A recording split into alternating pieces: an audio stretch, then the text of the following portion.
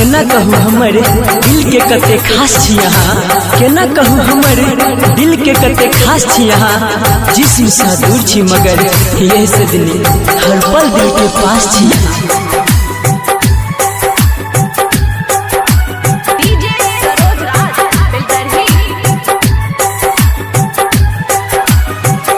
दिल दिलवा के किछु सोचलो ने हम, ये दिल दिलवा के किछु सोचलो ने हम, ये छोड़ब तन साथ कहूँ खाके कसम, ये छोड़ब तन साथ कहूँ खाके कसम, ये दिल दिलवा के किछु सोचलो ने हम, ये दिल दिलवा के किछु सोचलो ने हम, ये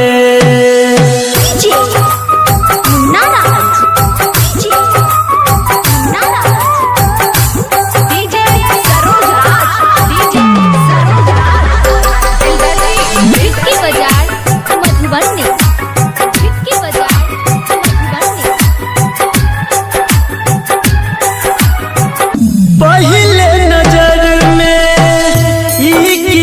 खेलो पागल दीवाना बनेलो, सोचे के मौका हमरा न देलो, कोने ये जादू चलेलो।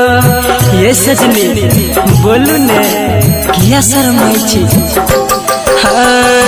पहले नजर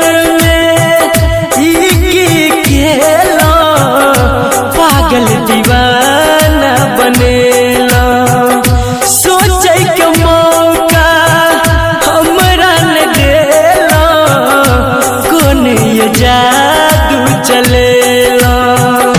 कहू कि हम अब आह के सनम, ये कहू कि हम अब आह के सनम, ये दिल दिलवा के किछु सोचलो ने हम, ये दिल दिलवा के किछु सोचलो ने हम, ये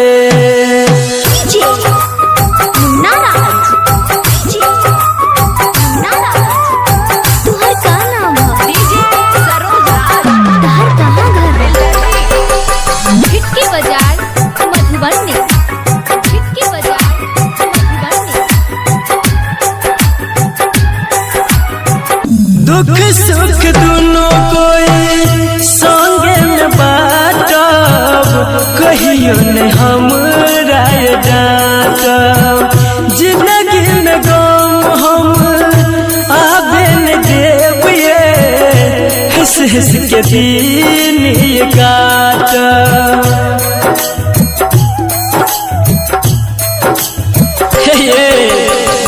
दुख सुख दोनों संगे में बाटब, कहियो ने हमरा डांटब, जिंदगी में गम सजनी आबे न देब, ये हंस हंस के दिन ये काटब।